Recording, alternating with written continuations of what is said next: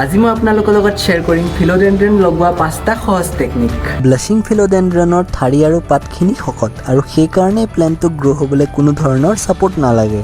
Brazilian ফিলোডেণ্ড্ৰন নিজৰ unique ভেৰিগেশ্যনৰ কাৰণে বহুতখিনি প্লেণ্টছ লাভাৰৰে প্ৰিয়। এই ফিলোডেণ্ড্ৰনটো ইয়াৰ ভেলভেটি পাতখিনিৰ কাৰণে মোৰ বহুত প্ৰিয়। যিহেতু মই ইয়াৰ কাটিংছখিনি পানীত লগাম বুলি ভাবিছোঁ, ইয়াৰ কেইটামান কাটিংছ মই মোৰ গাপি পণ্ডতো লগাই দিম। আপোনালোকে প্লেণ্টটো হেঙিং পটটো ফুটা কৰি তাতে লগাব পাৰে, নহ'লে মোৰ দৰে বেলেগ এটা পটত লগাই হেঙিং পটত এইদৰে থৈ দিব পাৰে। এইদৰে প্লেণ্টটো এটা ছাপৰ্টো পাই যায় আৰু ইয়াৰ এৰিয়েল ৰুটছখিনিয়ে ধৰি ৰাখিবলৈ এটা মিডিয়ামো পাই যায়। আগৰ পৰা লগাই থোৱা কাটিঙত অহা ভেৰিগেশ্যনটো দেখিছে নহয় কিমান ধুনীয়া হৈছে। নিজৰ ৰুমত যদি চকুৰ আগত এটা হ'লেও ইনডোৰ প্লেণ্ট থাকে তেতিয়া চাবচোন, পঢ়া সময়ত বা কাম কৰা সময়ত বহুতখিনি ষ্ট্ৰেছ কমি যায়।